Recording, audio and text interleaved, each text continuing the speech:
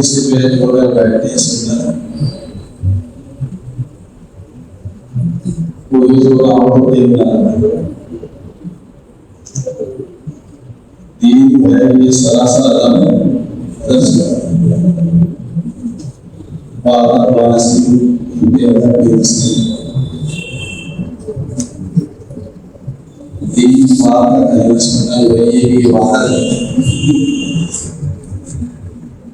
इबादत को कबूलियत के लिए कुछ शराइत है। इसमें आम चीज है रिवायत से तो मदीन से गुजर गए और अमल की नीयत से बैठे। इसलिए कहना सुनना जो है सिर्फ बुलाया कहना सुनना नहीं बल्कि अमल के लिए कहने वाला जो है अमल की नीयत से कहे और सुनने वाले अमल की नीयत से और बहैसियत हुजूर पाक सल्लल्लाहु अलैहि वसल्लम की उम्मती होने की इन बातों को सिर्फ अपने साथ रखते हैं बल्कि पूरी आदत तक पहुँचाते हैं।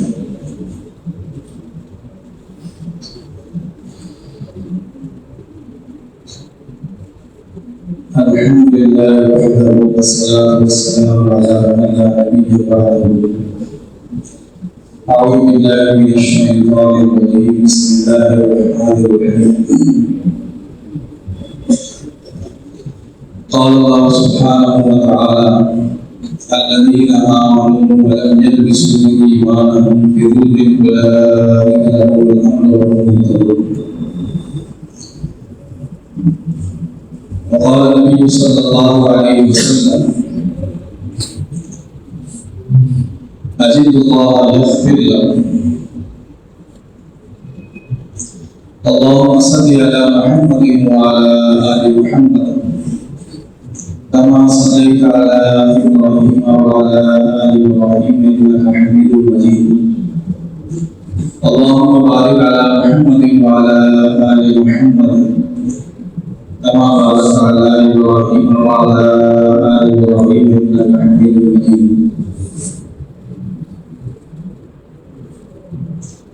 मोहतरम बुजुर्ग दोस्तों, दिल की नापाकी जो है वो अल्लाह के बैर का तासीर है। ये दिल की नापाकी है, ये दिल जो है अल्लाह के बैर से मुतासिर है। इसलिए कुरान में कहा है कि अमल होने के लिए अमल होने के लिए इन्होंने अपने ईमान में जो है शिर्क को मिलावट की, अपने ईमान को खालिस कर, इसलिए कि अल्लाह के गैर का तासुर दिलों से निकले बगैर आदमी दाई नहीं बनता। सारे सहाबा के अंदर ये चीज मुश्तरक थी कि सहाबा जो है सिफात और खूबी वाले थे, लेकिन सारे सहाबा यकीन वाले। हम सब यकीन वाले नहीं, हम सब यकीन वाले नहीं, इसलिए कि दिल जो है अल्लाह के गैर से मुतासिर है, कोई हालात से मुतासिर है, कोई बीमारी से, कोई कर्ज से, कोई शख्सियत से, ये सब अल्लाह के गैर का तासीर है। और जब तक दिल अल्लाह के गैर से मुतासिर है, दिल असबाब के यकीन से भरा हुआ है, उस वक्त तक हम बराह रास्त तो अल्लाह के खजाने से इस्तेफादा नहीं कर सकते। हर लोग शिकायत करते हैं क्योंकि इतना साल हो गया मेहनत में चलते हुए, कष्ट भी करते हैं, वक्त भी लगा रहे हैं, लेकिन बराह रास्त तो लेने का दरवाजा भी नहीं खुलता। आज के साथी जो कहने लगा मुझे हर साल में खर्चा करके करना पड़ता है, जब वापस आओ फिर वापस आने के बाद वो खर्चा करते हो तुमने क्यों नहीं निकला था अल्लाह के लिए। तो मौलाना यूसुफ साहब रहमतुल्लाह अलैह ने जो है दो जुमले में समझाया। कि अल्लाह के खजाने से बराह रास्त इस्तिफादे के लिए कायनात का यकीन दिलों से निकलना शुरू है। अल्लाह के खजाने से बराह रास्त इस्तिफादे के लिए कायनात का यकीन दिलों से निकलना शुरू है।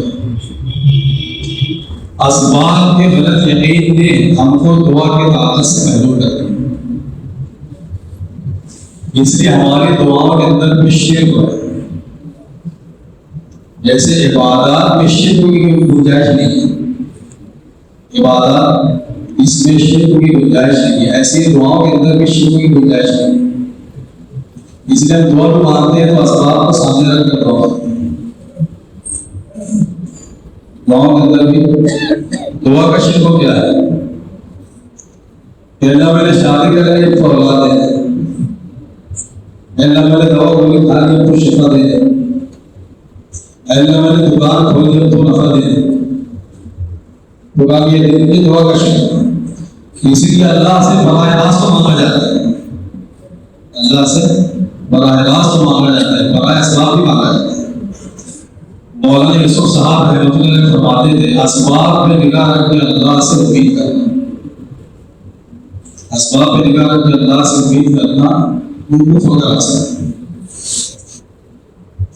इसलिए कहा कि 3 किस्म है जो कहते करते अल्लाह है, मुशरिकीन भी कहते थे करने वाले अल्लाह है, मगर बुतों के सिलसिले से अल्लाह ने इसीलिए उन्होंने 360 लोगों को बना के रखे, ये नफा देने वाला, ये शिफा देने वाला, ये औलाद देने वाला, ये रोज़ी देने वाला। इमरान बिन हुसैन रज़ी अल्लाह तआला अन्हु से अल्लाह के नबी ने सवाल किया, कितने माबूदों की इबादत करते हो? कहा 7 माबूद। कहा कि 6 ज़मीन में, एक आसमान में। कहा अगर कोई मुसीबत परेशानी आती किसको होगा? कहा कि वो आसमान में। तो ऐसी बात नहीं थी कि मुशरिकीन मक्का भी अल्लाह को मानते हैं लेकिन वो शरीक करते हैं, तो कहा कि ये भी महदूद है। हर एक किस्म जो है जो कहती है करते अल्लाह है मगर अल्लाह वालों के जरिए से, इसलिए अपनी हाजत को अल्लाह वालों के हवाले कर देते हैं। हमारे लिए दुआ करते, हमको कुछ करना ना पड़े, हमको जो है जब तशरीह करो, जब नमाज की दावत करो, जब मरकज आने की दावत करो, गश्त की दावत करो, मस्जिद व जमात की दावत करो, हमारे लिए दुआ करते। दुकान में कारखाने में जाने के लिए दुआ नहीं करवाते कि दुआ करो, मैं सुबह की जो ड्यूटी पे चला जाऊँ, कारखाने में चला जाऊँ, दुकान पे चला जाऊँ, उसके लिए कोई दुआ नहीं कराता। जहाँ दीन की बात आती है तो वहाँ पर दुआ बीच में आ जाती है। इसलिए दीन को मौकूफ कर दिया दुआओं पर, और दुनिया को मौकूफ किया जो मेहनत के ऊपर। सारी मेहनत मुशक्कत दुनिया की, और दीन के लिए दुआ करो। तो कहा कि जो अपनी हाजत को अल्लाह वालों के हवाले करेंगे, ये किस्म भी महदूद है। और एक किस्म जो तीसरी है उसमें आप सब शामिल है, मैं भी शामिल हूँ। कहते अल्लाह है मगर असबाब के जरिए से। ठीक है, बात तो सही है, शुभा तो अल्लाह ही देंगे मगर बगैर पूरी करोगे कैसे? नफा तो अल्लाह ही देंगे लेकिन बगैर दुकान के कैसे? काम तो अल्लाह ही बनाएंगे मगर बगैर वकील के कैसे, बगैर डॉक्टर के कैसे? तो कहा कि ये तीसरी किस्म है, इसमें हम सब शामिल हैं। इसलिए कहा कि हम जो है मूर्ति की पूजा नहीं करते, बुत की पूजा नहीं करते, लेकिन असबाब का शिर्क को दिलों के अंदर भरा हुआ है। इसीलिए नजर जो हर वक्त जो सबब पर होती है। हज़रत मौलाना इलियास साहब रहमतुल्लाह अलैह फरमाते थे, असबाब के होते हुए असबाब पे निगाह ना जाए, ये बहुत मुश्किल है। इसलिए असबाब नहीं चल रहा है, उसके बगैर तो हम रह नहीं सकते।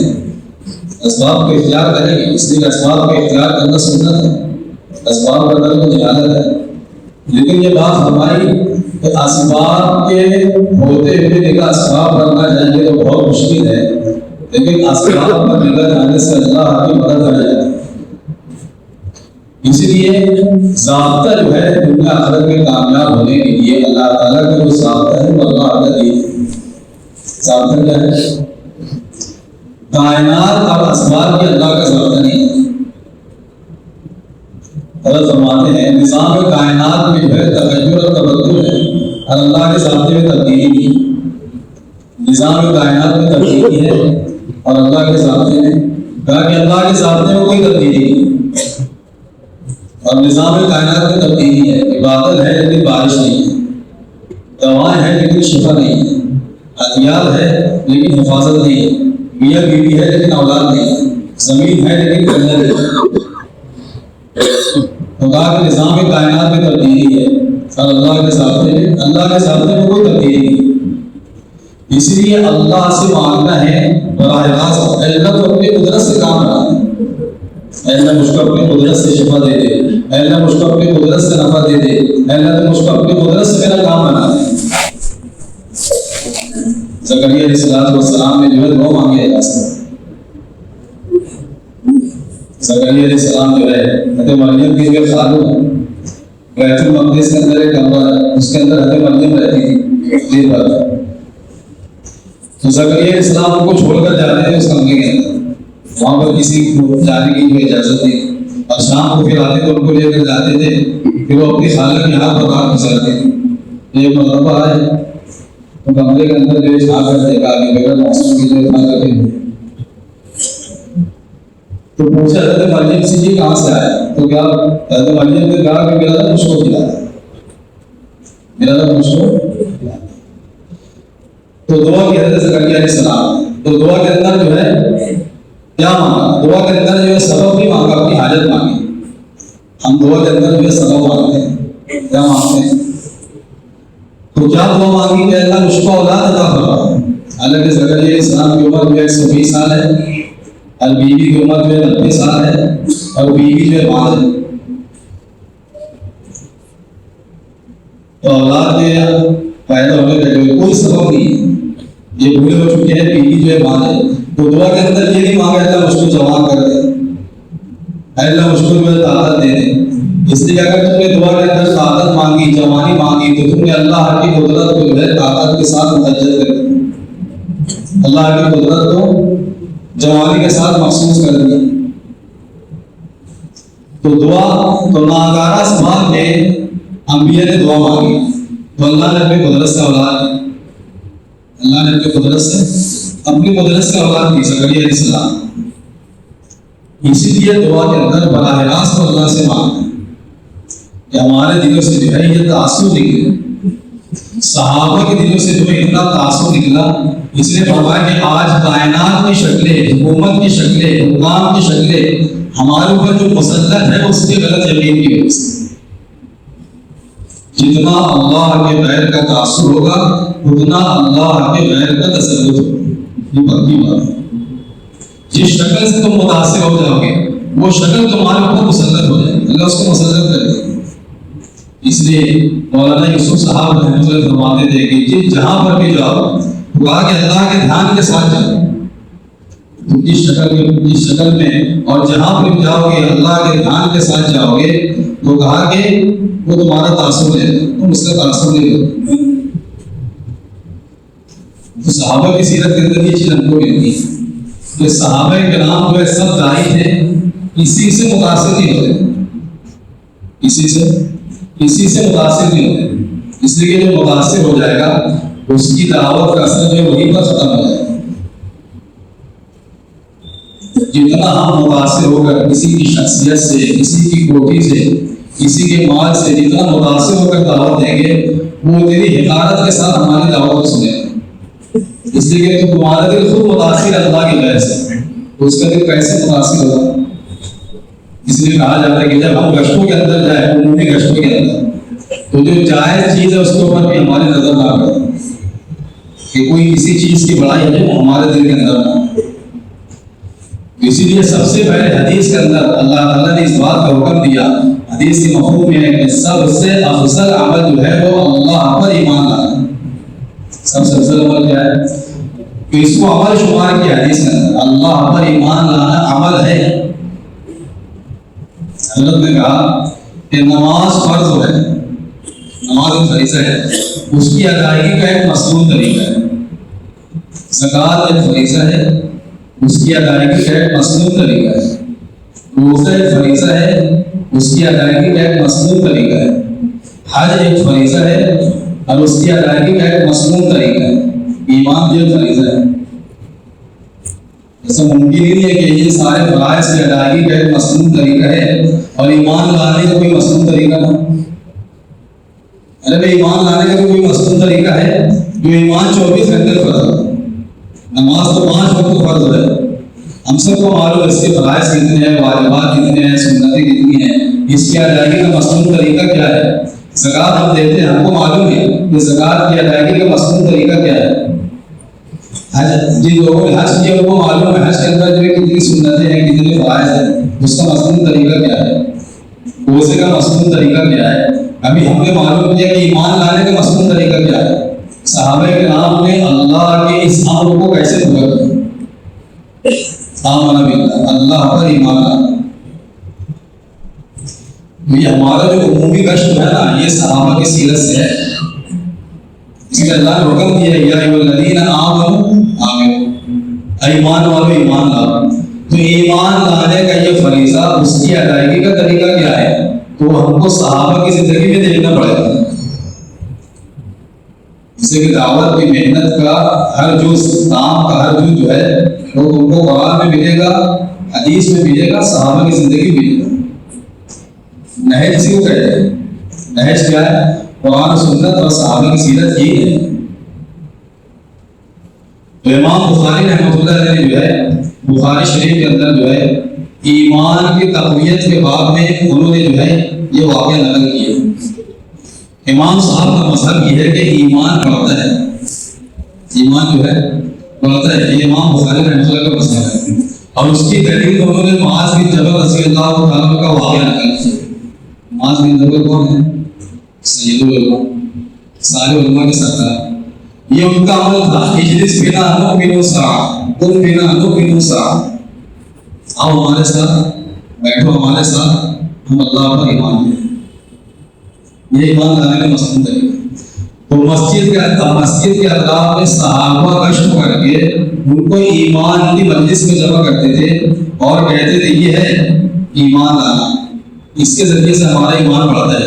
और ये अकाबिर सहाबा का मामला है, इसका मामला है। तो सहाबा की तीसरी जिल्द में आप पढ़े ईमान की मजलिस से अब्दुल्लाह इब्न रवाहा रज़ियल्लाहु ताला, मुआज़ बिन जबल रज़ियल्लाहु ताला, इस उम्मत के मुल्हम हज़रत उमर रज़ियल्लाहु ताला, जिनका ईमान नमूना है, इस उम्मत के मुल्हम है, वो अपने साथियों में से जो है एक दो का हाथ पकड़ते थे और कहते थे आओ अल्लाह पर ईमान ले आए। और फिर बैठकर अल्लाह की ज़ात और सिफ़ात का जो है तज़किरा करते थे और कहते थे ये है ईमान की मजलिस। मैं ये अमल इसलिए करता हूँ ताकि मेरा ईमान बढ़ जाए। अब इन सारे तरीके जो है उम्मत के अंदर से खत्म हो गए।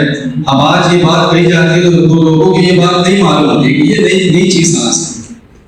तो मस्जिद की आबादी के अंदर सिर्फ ये एक अमल नहीं है, ये तो एक अमल है जो हम जो है तारीफ करते हैं और फिर जो है अलग से जो है ईमान की मजलिस कायम करते हैं, ईमान का हल्का लगाते हैं।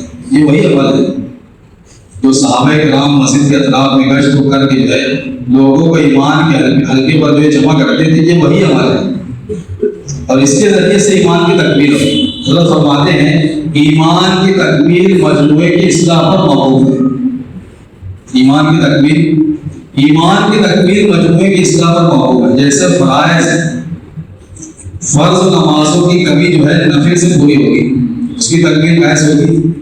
फराइज़ की तकमील जो है नवाफिल से पूरी होगी। इसी तरीके से ईमान की तकमील जो है वो इन्फिरादी दावत से होगी। इससे होगी इससे कि इज्तिमाई बयान जो है ये सीरत में बहुत कम है। अक्सर सहाबा के बयान हम पढ़ेंगे तो बहुत मुख्तसर मिलेंगे, बल्कि उस्मान रज़ियल्लाहु अन्हु उनका खुतबा है हयात सहाबा के अंदर, क्या है लोगों, हम खुतबा नहीं है, खतीब लोग नहीं है, वो तो अल्लाह हमको जो समझा दे, अल्लाह हमसे जो कहलवा दे वो हम कहेंगे। तो हजरत ने कहा अगर सहाबा की तरह अगर इस अमानत का इल्म हो जाए तो हमारे नजदीक सबसे मुश्किल है बयान हो जाए। सबसे मुश्किल क्या हो जाए? बयान करना इज्तिमाई तौर से। इसलिए इसमें बिगड़ने खतरा साझा है। इनफिरादी दावत में नबूवत की लाइन की अज़ियत है। अज़ियत किसके अंदर होगी? इससे हमारी तबीयत नहीं चलती, इसलिए बरसों हो जाता है, महीनों हो जाता है और घरों की मुलाकात नहीं होती। इतने घर ऐसे भी जाएंगे हमारे महल्ले में चल फिर के तहकीक करेंगे, और कितने ऐसे अपराध हो भी जाएंगे कि बरसों तक ईमान की निस्बत मुझसे मुलाकात भी है। इसलिए कि हम अपने आप को मोहताज की समझते ईमान को सीखने का, हालांकि मौत की आखिरी सांस तक हर सहाबी अपने ईमान के ताल्लुक से फिक्र करता। इसलिए कि ईमान और इत्मीनान एक दिन में जमा हो नहीं सकते। हसन बसरी रहमतुल्लाह अलैह फरमाते हैं कि अपने ईमान के ताल्लुक से मुतमईन होने वाला मुनाफिक है, वो मुमिन नहीं हो सकता। अपने ईमान के ताल्लुक से मुतमईन होने वाला मुनाफिक है। और फरमाया कि निफाक का खौफ तो मोमिन ही को होगा। किसको होगा? जिसके अंदर ईमान होगा उसी को तो खौफ होगा, फिर अंदर ईमान है कि नहीं। कहाँ इस उम्मत के गुलाम उमर रज़ी अल्लाह ताला अन्हु, जिनका ईमान ऐसा था कि शैतान जो उमर के साए से डरता है, इस रास्ते से गुजर जाए तो शैतान अपना रास्ता बदल।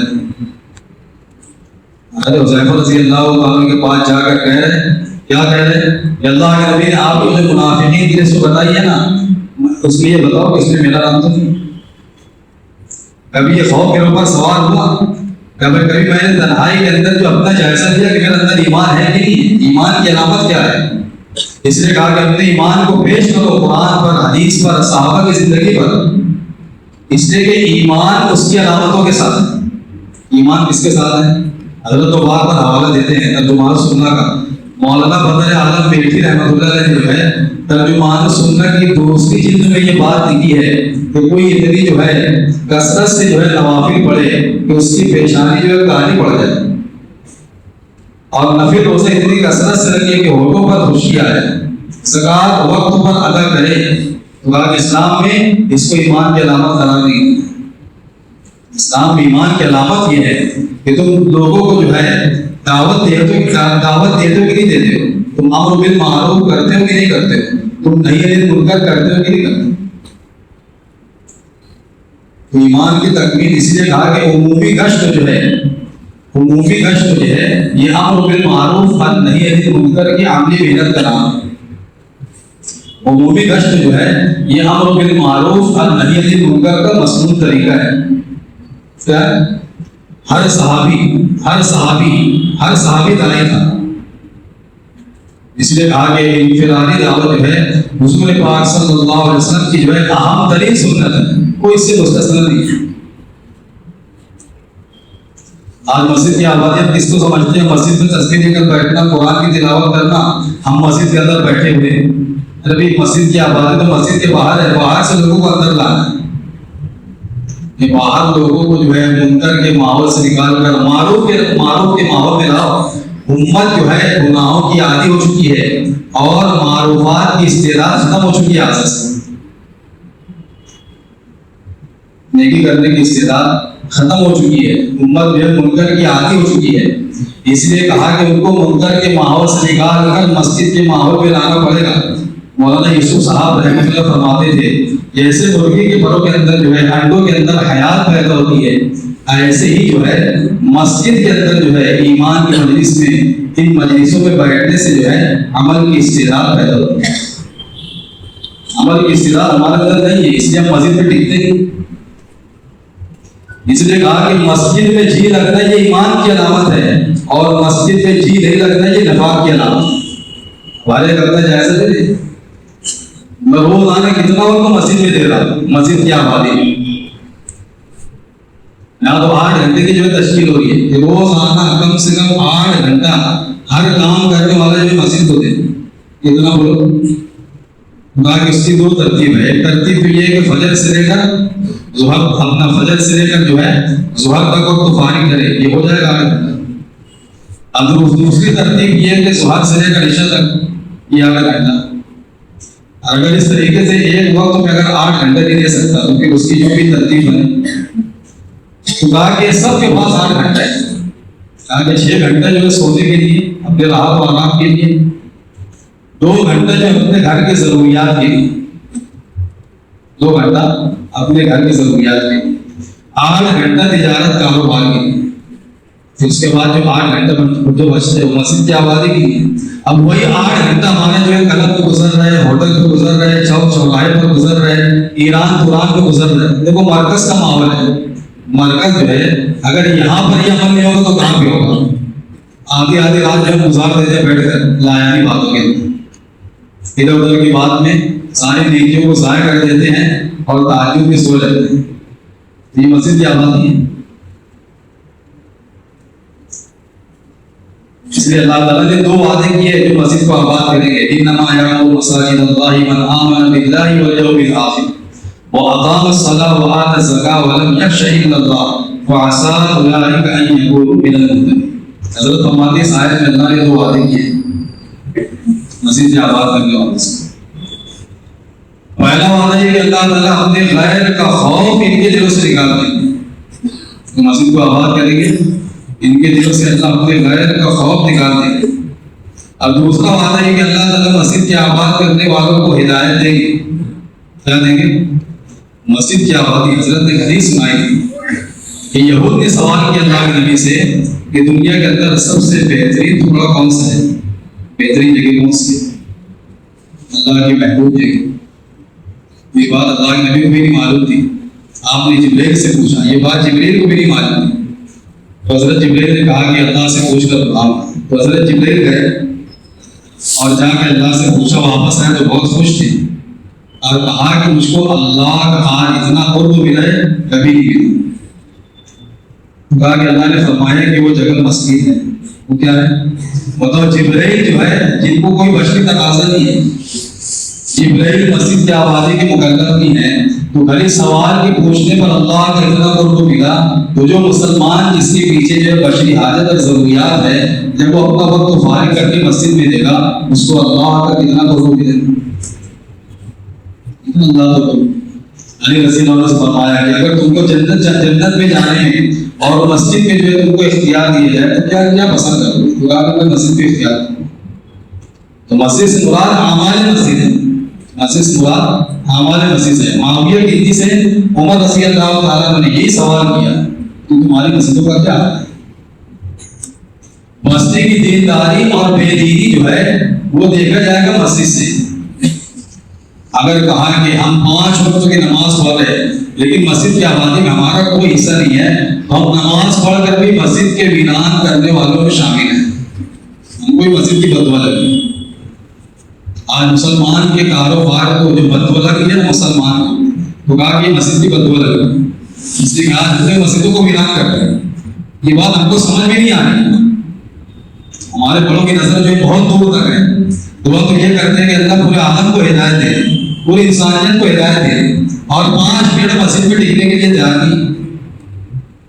अल्लाह एक महिले को भेज दे, पूरा माले होगी, ये एक महिले को भेज दे कि ये अपना वक्त मस्जिद में लेकर को कौन संभाले।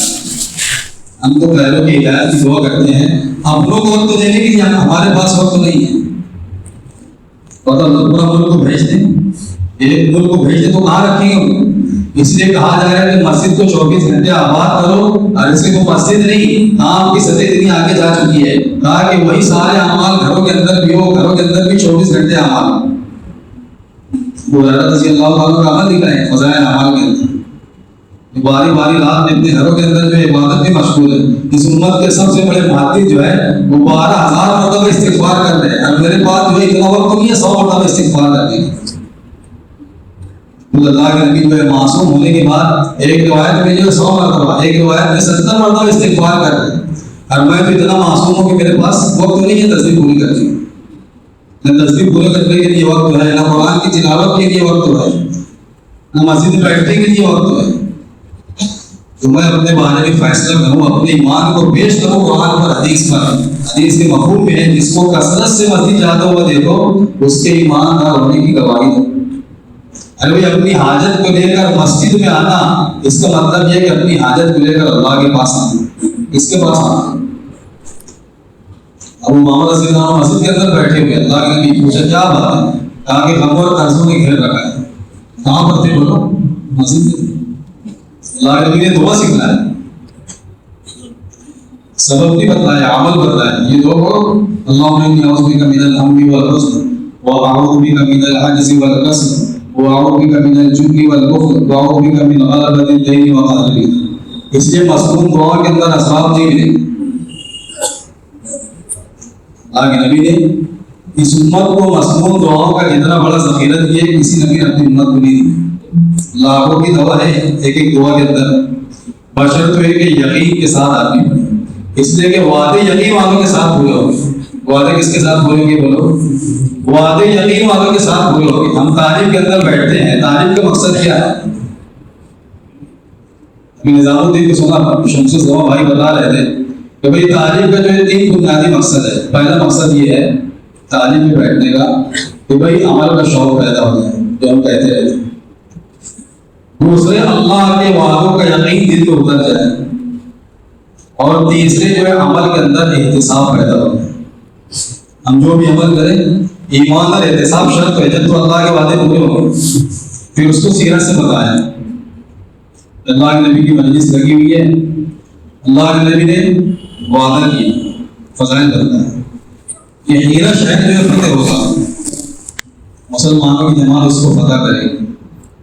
और पूरा मंजर बताया कि एक शहजादी जो है शीमा बिन्त रुक़ैया असदिया जो है सफेद खच्चर पर सवार, काला जो पट्टा ओढ़े हुए जो है वो सवारी पर आ रही है।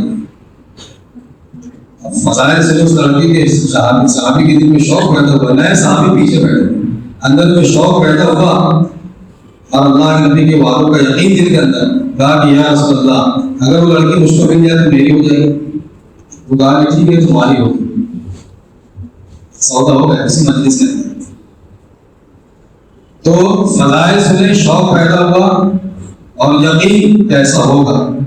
अब अल्लाह के नबी का ज़माना गुजर है, आपका विसाल हुआ, अबू बकर सिद्दीक़ रज़ियल्लाहु अन्हु अमीर बने, फिर 2.5 साल की खिलाफत, उसके बाद अब उमर रज़ियल्लाहु अन्हु खिलाफत 10.5 साल। 3 ज़माने गुजर गए, लेकिन वो वादा याद है। उस्मान रज़ियल्लाहु अन्हु के ज़माने में जो है मुसलमानों की जमात जब हीरा शहर फतह करने के लिए गई, अब ये आखिर हो रही थी, वे सहाबी जो अपनी जमात को छोड़कर आगे चले गए।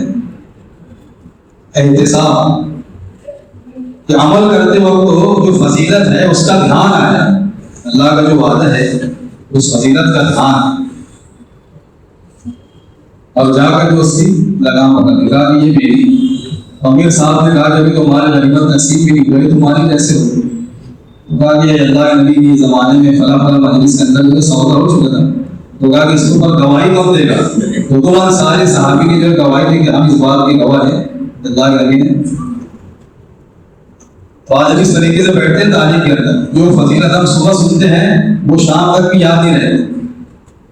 हमने जो है सुबह 10 बजे की तालीम में जो है हमने ये फजीलत सुनी हदीस के अंदर कि जो वुज़ू करके जो है मस्जिद में आता है, तो जब तक वो नमाज के अंदर बैठा रहता है वो नमाज की फजीलत को हासिल करता है, मफ़हूम बोला सकता है। सुबह की तालीम में हमने हदीस सुनी, अब 2 बजे की ज़ुहर है। अब अगर हम आकर बैठे वुज़ू करके, अगर वो हदीस याद आ गई तो हम नमाज के इंतजार कर रहे हैं, और अगर वो हदीस याद नहीं आई तो हम इमाम का इंतजार कर रहे हैं। किसका इंतजार कर रहे हैं? इमाम के इंतजार कर रहे हैं। इसलिए हमारी तालीम भी कैसी है बोलो? आधी तालीम तो हमारे सोने में चली जाए, क्या तासुर निकले का मालूम। 15 घंटे जो असबाब के माहौल में 10 मिनट की तालीम है, उसके अंदर भी जो 5 मिनट में गफलत के साथ बैठे सोने में हमारा वो चला गया। कहाँ से तजदीद होगी अल्लाह के बाद? कहाँ से ईमान ताज़ा होगा? ईमान के बनने के जितने भी असबाब हैं उसको तो हमने छोड़ दिया। इंफरादी दावत का कोई एहतमाम नहीं है, तालीम में बैठने का कोई एहतमाम नहीं। बताओ कितनी मस्जिदों के अंदर आधा घंटा तालीम हो रही है। तो मौलाना यूसुफ साहब रहमतुल्लाह से किसी ने पूछा कि हज़रत तालीम कितनी देर होना चाहिए? तो कहा कि 1.5 घंटा। कितना बोलो? तो समझे क्या था? समझे तो समझे अल्लाह के रास्ते की तालीम पूछी जाए। कहा कि नहीं, मैं पूछ रहा हूँ कि मुकाम पर कितनी तालीम होना चाहिए? तो कहा कि वही तो बता रहा हूँ 1.5 घंटा होना चाहिए। कितना होना चाहिए? ये तो हमारे अकाबिरीन का मामूल था कि मस्जिद के अंदर इतना वक्त गुजारने के बावजूद है, इतना वक्त देने के बाद भी उनके पास वक्त है अपने घर में देने के लिए। आज घर में वक्त देने के लिए घर की तालीम में हम नहीं बैठे। 5 अमाल के साथ तालीम जो है, ये जो मजमा बैठे, कितने लोग हैं जिनके घरों के अंदर 5 अमाल के साथ तालीम होगी? मैं खुद अपना जाता हूँ, मैं क्या दावत दूंगा यहाँ पर बैठकर? मैं किस मुंह से बोलूंगा दूसरों? इसलिए कहा कि दाई की जिंदगी अमली नमूना होना चाहिए। जब हमारी जिंदगी नमूना बनेगी ना, तब हमारी दावत के अंदर असर पैदा होगा। हम तो हदीस की उसकी तार खींचने में लगे, ये क्या कर रहे हैं, ये क्या कर रहे हैं, ये क्या कर रहे हैं, बस शैतान हमको यही दिखा रहा है।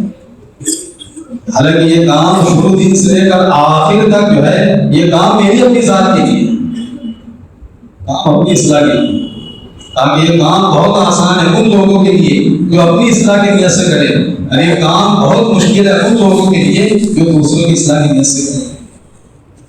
काम करते करते एक मुकाम आता है, वहां पर पहुंचने के बाद फिर उसकी नजर जो है दूसरों की तरफ जाने लगती है, दूसरों की कमी नजर आने लगती है। इसीलिए मैं अपनी जात से घर की तारीफ में शरीक हूँ। इसलिए कहा ये मत कहो निजामुद्दीन से कहा जा रहा है, निजामुद्दीन से कहा जा रहा है, ये कहो कुरान में है, हदीस में है, साहबा की जिंदगी में। घर की तारीफ कहाँ से? 5 अमाल के साथ।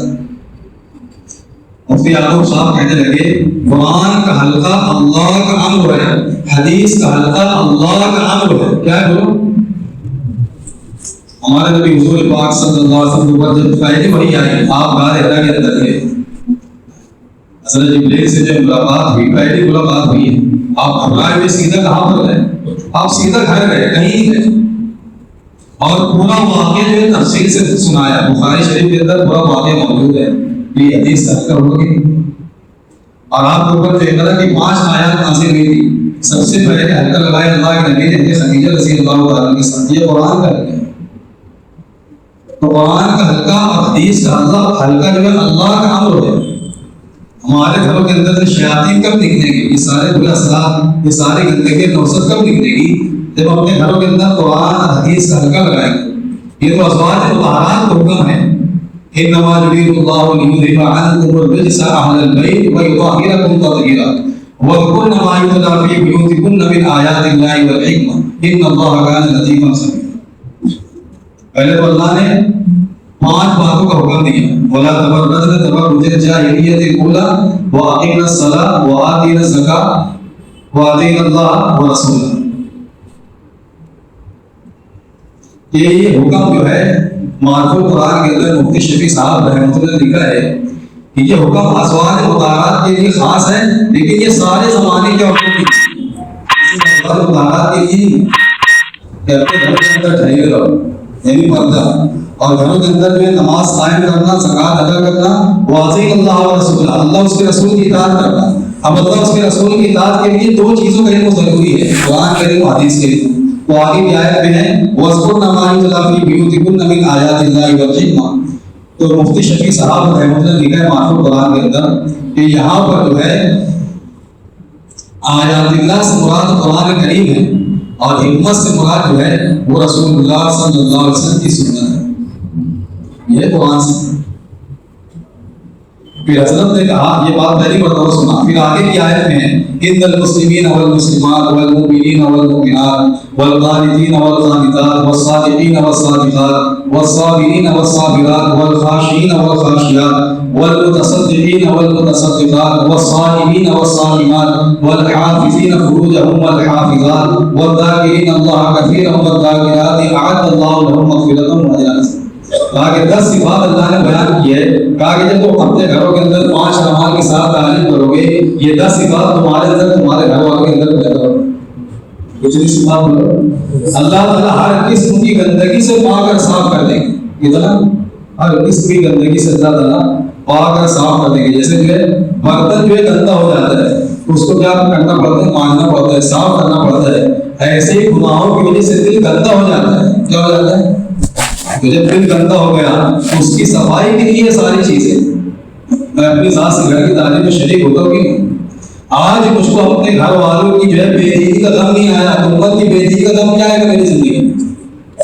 जबकि कुरान में अल्लाह ने हुक्म दिया है, या अय्युहन्नास क़ू अनफुसकुम व अहलीकुम नारा वक़ूदुहा अन्नास वल हिजारा। ये तो अल्लाह का अम्र है ना, अपने घर वालों को, अपने आप को, अपने अहल वयाल को जहन्नम की आग से बचाओ। ये तो अल्लाह का अम्र है ना, निज़ामुद्दीन वालों की बात है, इसका हुक्म है। कैसे बचाएंगे अपने घर वालों को? बताओ, उनके अंदर कोई तरीका है?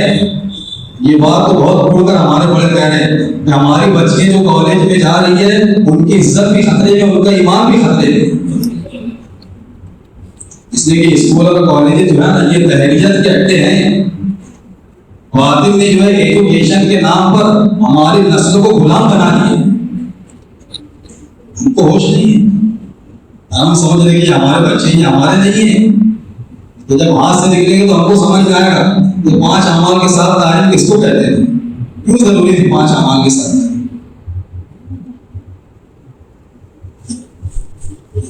इसलिए मोहतरम दोस्तों, वहां से जो बात बताई जा रही है तो कहा कि उसको जो है देखो, कुरान में देखो, हदीस में देखो, सहाबा की जिंदगी में देखो। इसलिए कहा कि वहां की किसी बात का इनकार करना जो है ये बहुत बड़ी जुर्म है। कुरान हदीस का इनकार, वहां की किसी बात का इनकार करना कि ये नई बात कहां से आ गई, ये तो मुझको समझ में नहीं आती।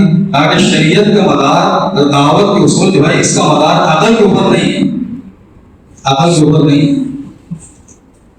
शाह अब्दुल रसीद रहमतुल्लाह ने फातहुल कदीर के अंदर जो है ये बात लिखी है कि अल्लाह ताला ने जो अकल के 100 हिस्से बनाए, कितने? अकल के एक हिस्से में सारे उलमा, फुक़हा, सियासतदान, वकील, डॉक्टर, इंजीनियर, इन सब की अकल को जो है अव्वल से लेकर आखिर तक सब जमा कर दिया जाए तो ये अकल का 100 हिस्सा है। और अकल का 99 हिस्सा अल्लाह ताला ने अपने नबी हुजूर पाक सल्लल्लाहु अलैहि वसल्लम को। इसलिए कहा कि नबी खबर से अल्लाह ताला ईमान वालों के ईमान को जांचते थे। नबी जो खबर देते थे, मेराज का वाक़या बयान किया। अल्लाह के नबी हुजूर पाक सल्लल्लाहु अलैहि वसल्लम को मेराज में 50,000 साल का जो रास्ता है, मस्जिद हराम से मस्जिद अक्सा, 7वां आसमान, जन्नत और जहन्नम की सैर, वापसी हो गई, बिस्तर की गरमाहट खत्म की, इतनी कम। आपने ये वाक़या बिला तरद्दुद, बिला झिझक इसको कहा सबसे पहले अबू जहल, जो सबसे ज्यादा इनकार करने वाला। बोला इम्तिहान देंगे, इस बात को मानते हो कि अपनी अकल लड़ाते हैं। जब ये बात अल्लाह के नबी ने कही तो बाज ईमान वाले तो तसव्वुफ में पड़ गए, जो कमजोर ईमान वाले थे वो तो मुर्तद हो गए। तो कहा कि हजरत ये बात कही कि जो नबी तुम नबी खबर की जो है तस्दीक कर दो, हम जो है कुफार से इसकी तस्दीक करवाएंगे। कौन तस्दीक करेगा बोलो? अब जब ये बात जो है कुफार को मालूम पड़ी तो वो जमात बनाकर मुल्कों में फिरते थे। अबू सुफियान जो है ये जमात बनाकर गए हिरकल के पास कि मेराज का वाक़या सुनाने के लिए। अब इनकी नबूवत झूठी साबित हो गई, अल्लाह के नबी को बहुत गलत था। तो जब अबू सुफियान हिरकल के पास पहुंचे और पूरी बात जो है जब बताई, अभी बात पूरी नहीं हुई, एक आदमी खड़ा हुआ उसी में से, एक काफिर, उसने कहा कि मैं इस बात की तस्दीक करता हूँ कि अल्लाह के नबी को मेराज हुई। कहा कि जिस रात बैतुल मक़दिस में मेरी ड्यूटी थी दरवाजे को बंद करने की, उस रात मैंने लाख कोशिश की दरवाजा बंद करने की, लेकिन बंद नहीं हुआ दरवाजा। फिर मैंने बड़े को बुलाया, उसने भी कोशिश की लेकिन दरवाजा टच से मस नहीं हुआ। हमने समझ लिया इसके अंदर कोई नई मामला है, हमने उसको छोड़ दिया। जब मैं सुबह आया तो मैंने दरवाजा हिलाया तो बिल्कुल हल्का, और मैंने वहां पर जो है सवारी बांधने के कुछ आसार देखे, जो बुखार की सवारी बांधी गई थी। तो उसी वक्त हमने अपनी किताब के अंदर देखा तो किताब के अंदर ये बात लिखी हुई थी कि उसी रात में मोहम्मद सल्लल्लाहु अलैहि वसल्लम को मेराज होगी। क्या होगी? तो कौन तस्दीक करे बोलो? तुम्हारा काम आवाज लगाना है। हम तो पहले अपने अकल को ऊपर तोड़ते हैं कि मजमे के अंदर इस्तेदाद है कि नहीं है, कि मजमा जो है बात देगा कि नहीं देगा। हमारा काम तो भी आवाज करना है। इब्राहीम अलैहिस्सलाम जो है कुर्बानी दी, कुर्बानी के बाद बैतुल्लाह की तामीर हुई, उसके बाद कहा अल्लाह ताला ने कि आवाज लगाओ। लगी आवाज कहां तक पहुंची? तो कहा भाई आवाज लगाना तुम्हारा काम, पहुंचाना हमारा काम। आपने आवाज लगाई तो कहा कि उस वक्त जितने बाप की खुश में थे, जितने आलम हवा के अंदर थे, क़यामत तक आने वाले सब तक अल्लाह ने आवाज पहुंचाई। इसलिए कि वो आवाज लगवाई थी कुर्बानी के बाद। बताओ जो अल्लाह जो है अजय सफीना रज़ियल्लाहु अन्हा की बात जो है शेर को समझा सकते हैं। एक सहाबी तरफ ऊपर खड़े होकर आवाज लगाई जंगल खाली कर दो, उनकी बात अल्लाह ताला जानवरों को समझा सकते हैं। हजरत उमर का जो खत है जो दरिया नील के अंदर डाला, अल्लाह ने उस दरिया को समझा दिया, तो हमारी बात ये मखलूक क्यों नहीं समझेगी? हम क्यों नहीं बोले? अमानतदारी का तकाज़ा यही है कि बगैर किसी चीज का तासुर लिए हुए, बगैर माहौल का किसी का तासुर लिए हुए, ये बगैर तुम दावत दो, तुम सालाना 4 महीने की आवाज लगाओ। अच्छा दावत किसके लिए? मसला यह है कि मैं आवाज लगाऊंगा तो मुझको लगाना पड़ेगा 4 महीने। हालांकि हमने देखा तो निजामुद्दीन जब समझ में आता है कि अब ऊंट आया पहाड़ के नीचे, बंगलों वालों के साथ, बांग्लादेश की जमात के साथ इख्तिलाफ में जुड़े थे। वहां पर तो कवायद की पर्ची जाती है, अब उसके अंदर भी जो है छटाई होती है, 1 मरतबा वाले अलग, 3 मरतबा वाले अलग, उस तरीके से उनको जो इस्तेमाल किया जाए, हर एक की सलाहियत का बेहतरीन इस्तेमाल। वहां पर जाएंगे तो फिर अपनी फिक्र जो आलमी होगी, वरना कुएं के मेंढक बने रहे। तो जो हमारे अमीर थे, जो जिम्मेदार थे ये शोबे के, बंगाल के थे, अनीस भाई नाम था, तो पूछे कितनी मरतबा 4 महीने में, तो कहा कि 27 मरतबा। कितनी मरतबा? ये मिनाज भाई जमात लेकर गए, उनकी जमात में जिनको जिम्मेदार बना के भेजा गया, उनका 23 मरतबा 4 महीने। कितनी मरतबा? ऑस्ट्रेलिया के एक शख्स आया, उनका 25 मरतबा 4 महीने। उस्मानाबाद के जिम्मेदार थे, यहाँ से जब पूरा काफिला गया महाराष्ट्र का, साथ में गए थे, तो उनको पूरे काफिले का जिनको जिम्मेदार बनाया, उनका 12 मरतबा 4 महीने। कमाल की बात यह है कि जितने लोग ऐसे मिले हैं जिनका 20 मरतबा, 22 मरतबा, 25 मरतबा, एकदम सीधे साधे आम, वो तो खाली बर्तन जो वही बचता है। इसने कहा कि जिंदगी में जितनी सिफात और खूबी आएगी ना, तो कहा कि उतनी आदमी के अंदर तवाज़ु आएगी। इतना बड़ा काम, उतनी बड़ी तवाज़ु। सहाबा की सीरत देखो, खुलफाए राशिदीन का क्या मामला था? अबू बकर रज़ियल्लाहु अन्हु खलीफा बनने के बावजूद रात में जाकर जो है उस बुढ़िया की नाबीना बुढ़िया की जो खिदमत कर रहे हैं, उसको जो अपने हाथ से जो खाने का, किसका मामला है? 22 लाख मुकम्मल पर हुकूमत करने वाला मुसलमानों का बादशाह, इनका मामूल क्या है? अपने हाथ से जो खाना पकाया। हसन रज़ियल्लाहु अन्हु फरमाते हैं, गुलाम ने कहा कि अमीरुल मोमिनीन ये बोझ मेरे ऊपर रख दो, तो क्या कहा? कल क़यामत के दिन में मेरा बोझ नहीं उठाएगा। कौन? अपने हाथ से खाना पकाया और अपने हाथ से खिलाया, और 2 सालों बैठकर देखने लगे। कहा कि मैंने इनको रोता हुआ देखा, अब मैंने चाहा कि इनको हंसता हुआ देखा। ये सहाबा की जिंदगी है। अबू हुरैरा रज़ियल्लाहु अन्हु अमीर बनने के बाद जो है गट्ठा अपने सर के ऊपर जो है लेकर जा रहे हैं। कहा कि अपने अमीर के लिए जो है रास्ता छोड़ दो। तो लोगों ने कहा कि अमीरुल मोमिनीन रास्ता तो खुला हुआ है, तो आप देखते नहीं मेरे सर के ऊपर लकड़ी रखा है। अब्दुल्लाह बिन सलाम रज़ियल्लाहु अन्हु यहूद के सबसे बड़े आलिम थे, कि यहूद जिनकी बात मानते थे, वो अपने ऊपर जो है लकड़ी का जो गट्ठा लेकर चले। कहा कि अपने दिल से क्यों निकालना चाहते हैं, क्या निकालना चाहते हैं? और अब तक की मेहनत से, अब तक की इबादत से, अब तक की कुर्बानी से अंदर में क्या बन रहा है, अल्लाह ताला उसको चेक करेगी। इसलिए कहा कि हाल के अमरों को पूरा करना, हाल के अमरों को पूरा करना, ये है कामयाबी का सबसे बड़ा सत्य। हाल कमरों का ऐसे आएगा, हैसियत के खिलाफ, जज्बे के खिलाफ, मामूल के खिलाफ अल्लाह हाल कमरों लाकर चेक करे इसके अंदर कितना हो।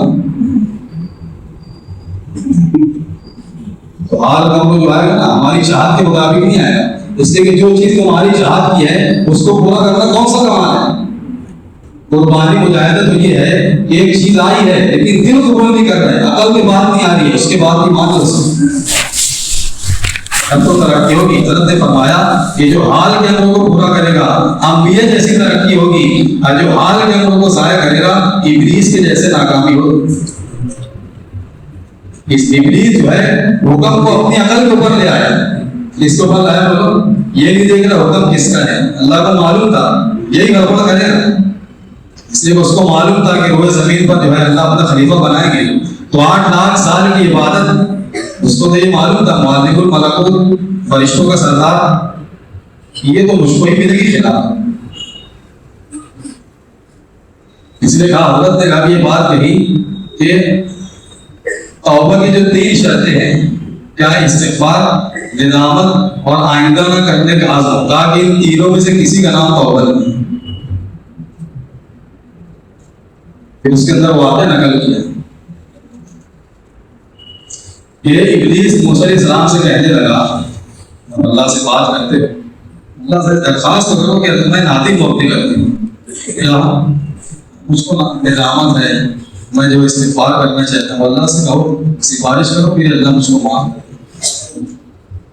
तो मूसा अलैहिस्सलाम अल्लाह ताला से जाकर कहा, इब्लीस भी तेरा बंदा है, उसको अपनी गलती का एहसास है, माफ़ कर दीजिए उसको।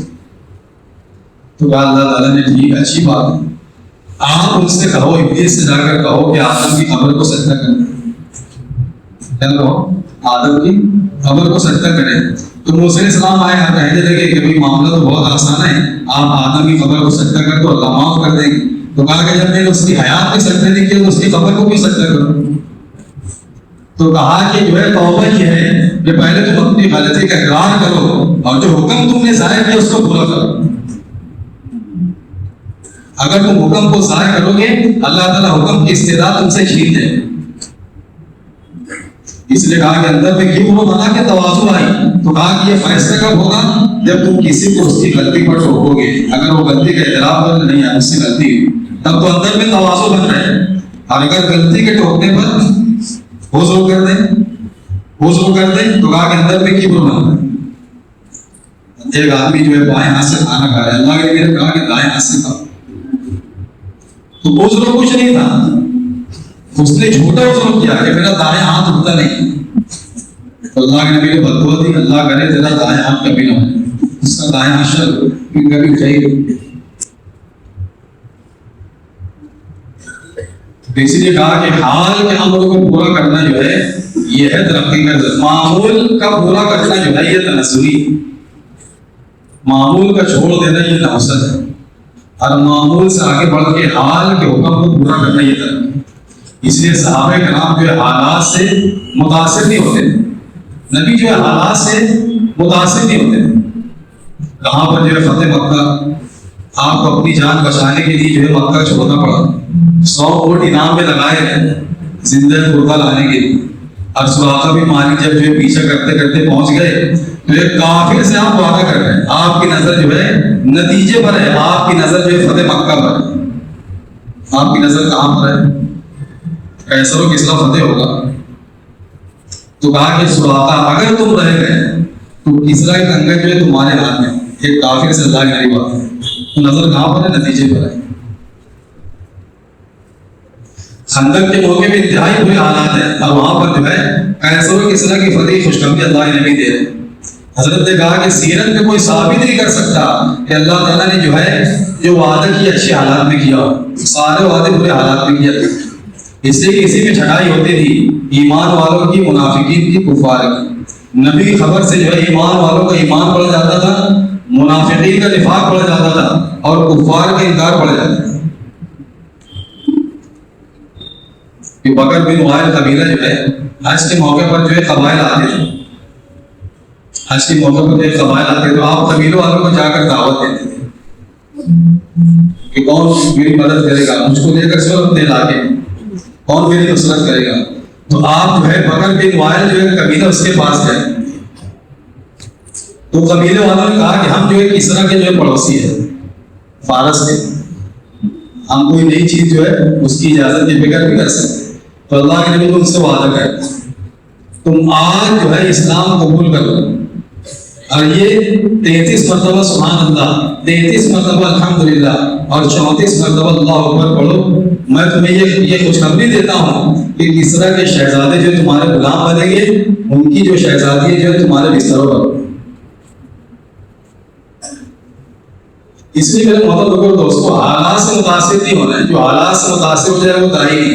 दाई की नजर हमेशा जो है नतीजे पर होनी चाहिए, दाई की नजर जो है हमेशा जो है नतीजे पर होनी चाहिए।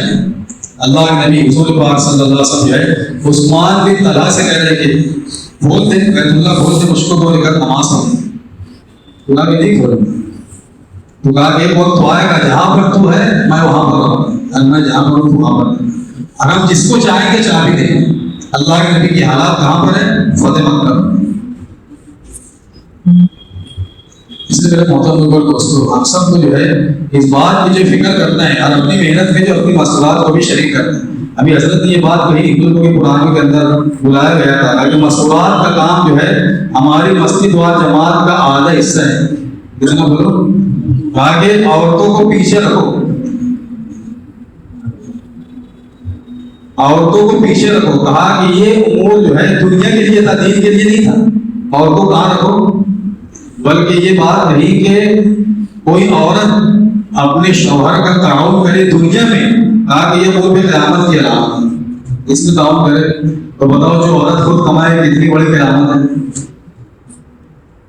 तो कहा कि औरत को उमूर दीन में इतना ही दखल है जितना एक मर्द को है। उम्मे सलमा रज़ी अल्लाह तआला अन्हा की राय पर जो मक्का फतेह हुआ, अल्लाह के नबी से अमल खुद करवा रही है उम्मे सलमा कि या रसूल अल्लाह आप मुझसे कुछ मत कहो, आप तो अपने अल्लाह से जो हलक करा लो अपने हराम को। तो उम्मे सलमा एक औरत की राय के ऊपर जो मक्का फतेह हुआ। आयशा रज़ी अल्लाह तआला अन्हा से जो है बड़े बड़े किबार सहाबा जो है इल्मी इस्तिफादा करते थे। दो रिवायत है, एक रिवायत के अंदर है एक तिहाई दीन हज़रत आयशा के जरिए से उम्मत को मिला है, और कहा कि दो तिहाई आधा दीन कहा कि आयशा से सीखो और आधा दीन सहाबा से। इतनी बड़ी फकीहा, इतनी बड़ी मुहद्दिसा कहां पर बनी थी? घर के अंदर। उम्महातुल मुमिनीन से दो बीवियां जो है पूरे कुरान की हाफिज़ा थी। तो जब मसला आया कि शौहर जो है अपनी औरत जो है अपने शौहर के बगैर जो है कितने अरसा जो है रह सकती है, तो किससे राय उमर रज़ी अल्लाह तआला ने सबको जमा नहीं किया, अपनी बेटी हज़रत हफ्सा रज़ी अल्लाह तआला से पूछा, उन्होंने भी इशारे से राय दी 4 महीना 6 महीना कितना। इसलिए कहा कि हमारा हर तीसरा महीना जो है मस्तूरात के साथ, 2 मरतबा जो है मर्दों के साथ, तीसरा महीना आ गया। अब किसी से मशवरे की जरूरत नहीं है कि कहां पर जाऊं, मस्तूरात में जाऊं कि मर्दों में। अब मस्तूरात में जाओ, सालाना खरूज हो गया, चित्रे की शक्ल में, 4 महीने की शक्ल में, बैरून की शक्ल में, और उस साल का खरूज अगर हमारे मस्तूरात में नहीं हुआ आखिरी दर्जे में अशरा, तो कहा कि खरूज नाकिस है। इस मशवरे के अंदर मस्तूरात की कोई फिक्र नहीं है, वो मशवरा ही सीरत से हटा हुआ। इसलिए अल्लाह के नबी ने जो है अलग नहीं किया था मस्तूरात को, मर्दों को अलग नहीं किया था। बैक वक्त तो तीनों तबकों पर आपने मेहनत की। मर्दों में अबू बकर सिद्दीक रज़ी अल्लाह तआला अन्हु, मस्तूरात में खदीजा रज़ी अल्लाह तआला अन्हा, बच्चों में अली रज़ी अल्लाह तआला अन्हु, और गुलामों में ज़ैद रज़ी अल्लाह तआला। आप सबकी जो बराबर आपने जो फिक्र की। मस्तूरात का खरूज भी सीरत से, बुखारी शरीफ की रिवायत है, आयशा रज़ी अल्लाह अन्हा फरमाती हैं कि अल्लाह के नबी जब भी जाते थे अल्लाह के रास्ते में, तो सारी बीवियां आपकी सारी अज़वाज आपके साथ निकलने के लिए तैयार रहती थी। तो आप कुरान नाज़िल करते थे, जिस बीवी का नाम निकलता था उसको लेकर अल्लाह के रास्ते में। जहाँ पर इब्न औफर रज़ी अल्लाह फरमाते हैं कि मैं 7 गज़वात में अल्लाह के नबी के साथ शरीक हुआ, वहीं पर उम्मे अतिया अंसारिया फरमाती है कि मैं 7 गज़वात में अल्लाह के नबी के साथ शरीक।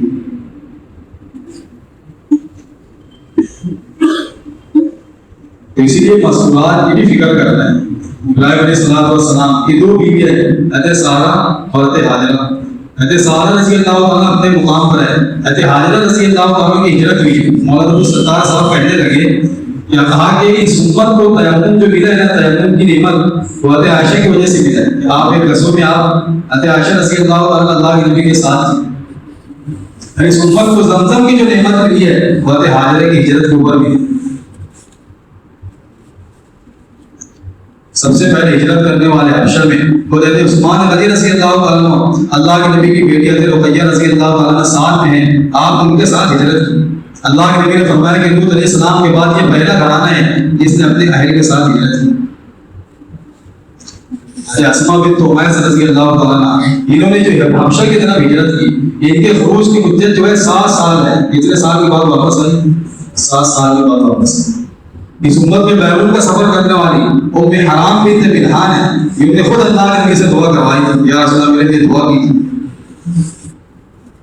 अंसार के अंदर जो है अंसार की खवातीन की एक जमात थी जो तकाज़े पर चलती थी। इसलिए कहा कि जितने चिल्ले वाले हैं मस्तूरात में, इन सबको तकाज़े पर चलते, बशर्त ये कि जो है तकाज़ा हो और जिम्मेदार इजाजत दे। तो इसीलिए कहा कि हमारे सामने शराइत और कवायद भी होनी चाहिए कि भाई 3 दिन के लिए कोई शराइत नहीं है, शरीफ महरम हो, शरीफ पर्दा हो और छोटा बच्चा साथ में। और अभी 2 चीज जो ये बात कही गई जिसके अंदर जो इजाफा हुआ है, एक तो ये मुल्क के कुरान में हज़रत ने ये बात कही थी 6 सिफात का मुज़ाकरा हम जो करते हैं, कहा कि अल्लाह के रास्ते मस्तूरात में भी और मर्दों में भी एक ही मस्तूरात, एक ही बहन पूरा 6 सिफात का मुकम्मल मुज़ाकरा करें। बुलवाते थे बारी बारी, अगर वक्त तो है और दूसरी मस्तूरात पूरा करें। और मर्दों के अंदर भी जो है सिर्फ एक साथ ही जो है पूरा 6 सिफात का मुकम्मल मुज़ाकरा करें। ये बात जो इसके अंदर आई, बहुत सारी बातें आई है मेरे जहन में नहीं, इसलिए कि 2 महीने की सारी बात एक साल को। मेरे मोहतरम दोस्तों, हम सब नियत करें इंशाअल्लाह कि अपनी मसरूबात को भी लेकर के अल्लाह के रास्ते में निकले, हमें निकलेंगे इंशाअल्लाह। अब देखो हमारे सामने जो इज्तिमा भी है, और इज्तिमा जो है, इज्तिमा की जो जान है, वो इज्तिमा से पहले जो मेहनत होती है ना, वो जो है वो क्या बोलते हैं इज्तिमा की, इज्तिमा की शान है।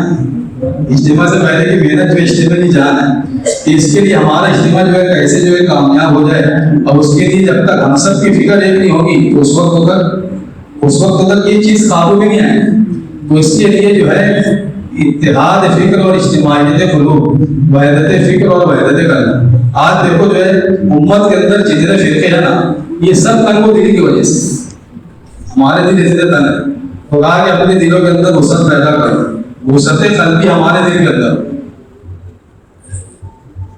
इसलिए अल्लाह के नबी हुजूर पाक सल्लल्लाहु अलैहि वसल्लम उम्मत कैसे बनाई थी, बयानात में लिखा है ना, उम्मत जो किसी एक फर्द को नहीं कहते, हजारों मुल्क को खानदान कबीले मिलकर जो उम्मत बनती है।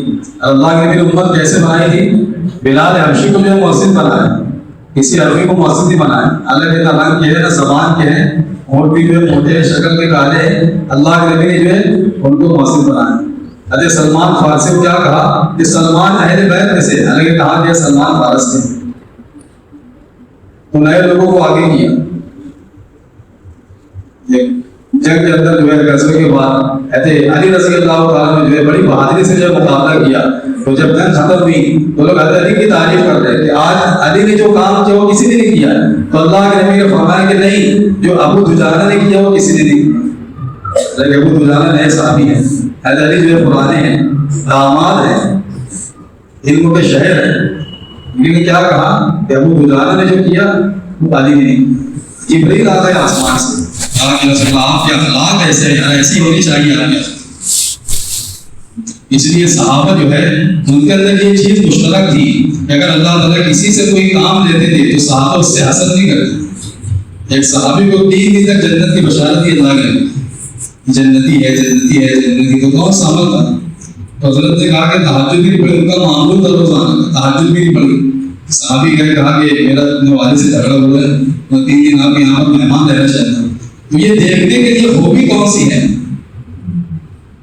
सहाबा खूबियों की तलाश में रहते हैं। हम आज क्या देखते हैं लोग, तो कहा कि लोगों में आए देखेंगे तो अपने अंदर वो सारी गंदगी आ जाए, खूबी देखेंगे तो अपने अंदर खूबी आए। इसलिए कहा कि ये काम जो है खूबियों का लेन देन है, क्या है खूबियों का लेन देन। इसलिए हम हर एक की खूबी देखेंगे, हर एक को अपने से बड़ा और बेहतर समझेंगे और अपने आप को छोटा और कमतर समझेंगे। जितना दरख्त के अंदर फल आता है तो दरख्त जो उतना झुकता है, तो जितना जिंदगियों में सिफात आएगी, खूबियां आएंगी, तो कहा कि इसके अंदर तवाज़ु आएगी, इसके अंदर छोटा बना आएगा। इब्न मसूद रज़ी अल्लाह तआला का कौल है कि कोई आदमी ईमान की हकीकत तक उस वक्त तक नहीं पहुंच सकता जब तक कि उसके नजदीक जो है फकीरी मालदारी से ज्यादा और छोटा बनना बड़ा बनने से ज्यादा महबूब ना हो, और उसके नजदीक तारीफ करने वाला और उसकी बुराई पर ख्याल करने वाला दोनों बराबर ना। इसलिए हज़रत ने कहा रियाकार और मुखलिस की अलामत क्या है? कहा कि रियाकार जो है तनकीद से नाराज होता है और तारीफ करने से खुश होता है, और मुखलिस जो है तनकीद से खुश होता है और तारीफ करने से नाराज होता है। ये देखो अपने अंदर ये चीज नहीं है मेरे अंदर। अली रज़ी अल्लाह अन्हु फरमाते हैं कि रियाकार की 3 अलामतें, तन्हाई में सुस्त, मजमे में चुस्त, तारीफ की जाए तो खूब जी लगा कर काम करे और उसको भज्जत की जाए तो काम खराब करे। इसलिए सारी सिफात हमारे अंदर आए, हमारे अंदर इखलास आए अल्लाह के लिए, वजह अमल अल्लाह की रज़ा हो। भी हज़रत ने एक अजीब बात कही, कहा कि नियत का ठीक करना ये नियत का इखलास है और अमल को ठीक करना ये अमल का इखलास है। हम नियत को ठीक करना समझते हैं कि हमने अपने अमल को ठीक करना, नियत का ठीक करना ये नियत का इखलास है और अमल का ठीक करना ये अमल का इखलास है। उसकी मिसाल दी, कोई हिदायत को जो है अल्लाह की रज़ा के लिए रोजा रख ले तो उसका अमल सही, तो कहा कि नियत भी ठीक हो और अमल भी ठीक हो। इसलिए कहा कि अगर कोई नेकी कर रहा है, इसलिए कहा कि रियाकार वो नहीं है जो अपने अमल को जाहिर करे, लोगों को अपने अमल को अगर जाहिर कर रहे हैं तो कहा कि वो रियाकार नहीं है। रियाकार तो है जो लोगों को खुश करने के लिए अमल करे। तो कहा कि दिखाकर अमल करना जो है ये रियाकारी नहीं है। अब छुपा कर अमल करना ये कोई इखलास नहीं है। एक आदमी जो रोजा रखा, नफिल रोजा है, दोपहर का जो है 2 बजे कहने लगे खा लो, तो कहा कि मुझको ख्वाहिश थी भूख नहीं, हालांकि उसको सब तो भूख लगी। तो कहा कि अपने इखलास को छुपाने के लिए जो हराम काम का कंट्रोल करो। कहा कि तुम पहली मरतबा कहोगे मेरा रोजा है, इसलिए कि ये तुम्हारा अमल मुतादी होगा लोगों। कहा कि एक आदमी जो है रात के वक्त तो अपने घर के अंदर जो है तहज्जुद पढ़ता, दोस्त तो आया, उसने दरवाजा खटखटाया, तो इसने दरवाजा खोलने की जवाब नहीं दी। कहा कि शैतान तुमको भट्टी पढ़ा रहा है कि अमल जो है बर्बाद हो जाएगा, क्या हो जाएगा। हालांकि उस वक्त उसको बोलना चाहिए कि उस वक्त तो मैं नमाज पढ़ रहा था, तहज्जुद पढ़ रहा था, जब तो तुम्हारा अमल जो है लोगों में क्या होगा, मुतादी होगा। और इखलास का इखलास ये कि आदमी जो भी नेक अमल करे मौत तक छुपाए उसे। कब तक छुपाए? मौत तक उसको छुपाए। अपनी कुर्बानी को अपने बयानात में जो है अपनी जो है कारगुजारी सुनाना, कहा कि ये रियाकारी है। साहबे किराम अपने अमल को छुपाते थे। मुखलिस जो है अपने नेकियों को ऐसे छुपाता है जैसे गुनाहगार अपने गुनाह को छुपाता है। इसलिए कहा कि अमल जैसा भी हो अच्छा हो या बुरा, वो तो लोगों पर जाहिर होकर रहेगा। हदीस का मफहूम है आदमी चट्टान के अंदर बैठकर कोई अमल करे जिसके अंदर ना कोई दरवाजा हो ना सुराख हो, वो अमल लोगों पर जाहिर होकर रहेगा, चाहे वो अमल अच्छा हो या बुरा। इसलिए हम जो भी करें किसके लिए करें? वजह अमल सिर्फ अल्लाह की रज़ा हो, वजह अमल सिर्फ अल्लाह की रज़ा। तो ये सारी सिफात जो कि हमारी जिंदगी में है, तो इसके लिए हमको अपनी कुर्बानी बढ़ाना है। और खुरूज के ताल्लुक से जो हज़रत फरमा रहे थे, खुरूज जो है इस काम का क़िवाम है। वो जो है इसलिए कहा कि जो है मजमे के अंदर हम जहाँ पर खुरूज की फ़ज़ाइल बताते हैं, वहाँ पर जो है खुरूज छोड़ने के नुकसानात भी बताते हैं।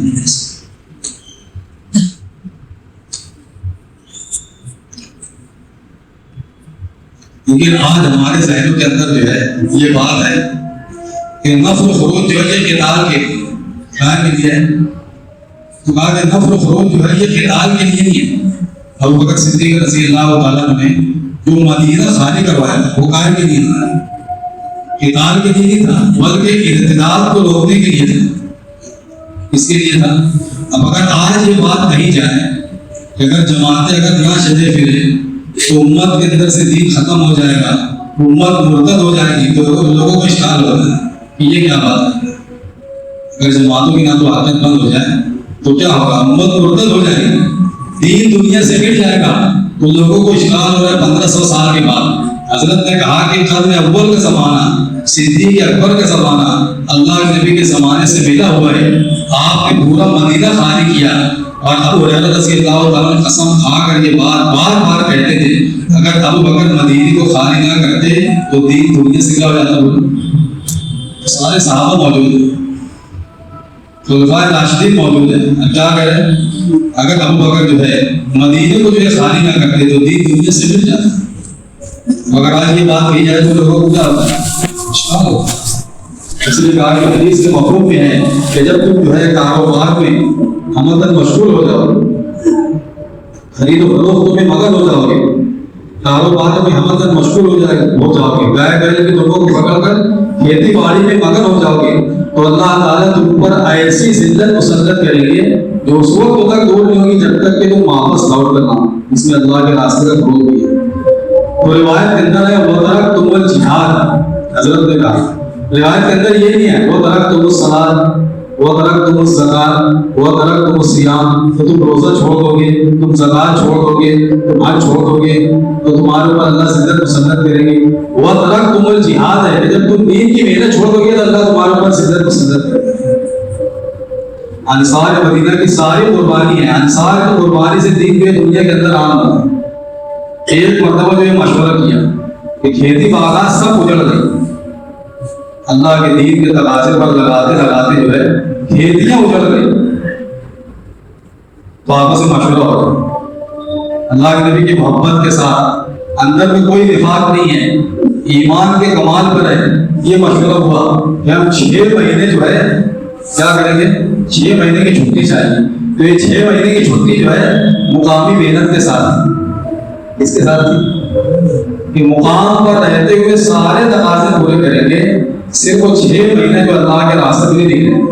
तो अल्लाह ताला ने अभी मशवरा हो रहा है, अभी अल्लाह के नबी के पास पहुंचे नहीं है, अल्लाह ताला ने आयत नाज़िल फरमा दी, अनफिकू फी सबीलिल्लाहि वला तुल्कू बिअयदीकुम इला तालुक,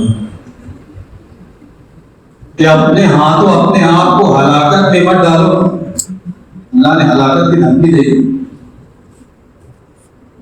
इसलिए कहा कि जलत फिरत के जरिए से उम्मत की जहालत का, उम्मत के इक़्तिदार का अमली मुशाहिदा हो। उलमा का खुरूज इसीलिए पहला साल, दूसरा साल, तीसरे साल उलमा कराम का जो खुरूज है, जो उम्मत निकल कर खुद जो है अमली मुशाहिदा करे उम्मत की जहालत का। हज़रत फरमाते हैं लैसा ख़बरु कल मुआयना, कि जब तक अपनी आंख से जो है नहीं देखेंगे वो कैफियत अंदर में पैदा हो ही नहीं सकती, वो गम वो हुस्न पैदा नहीं हो सकता। आज चाहे तुम रोजाना अखबार के जरिए से, व्हाट्सएप के जरिए से तुम पढ़ते रहो, तुम कहोगे अस्तगफिरुल्लाह, ऐसा नहीं होना चाहिए, बहुत हुआ कहा सदका दे दोगे तो अगर नमाज पढ़ के अल्लाह से मांगोगे, लेकिन ये वापस इर्तिदाद से वापस ईमान के अंदर आए, ये कैफियत कब पैदा होगी? जब अपनी आँख से देखोगे। फिर सीरत के अंदर से वाक़ई बताया कि मूसा अलैहिस्सलाम ने उजरत की, अल्लाह से मुलाकात के लिए गए हुए तौर पर, अल्लाह ने खबर दी है, इसने खबर दी है कि तुम्हारी कौम फितने में मुब्तला हो गए, बछड़े की पूजा में। तो मूसा अलैहिस्सलाम जैसे नबी हैं और सबसे सच्ची खबर अल्लाह की खबर है, लेकिन मूसा अलैहिस्सलाम की वो कैफियत नहीं बनी।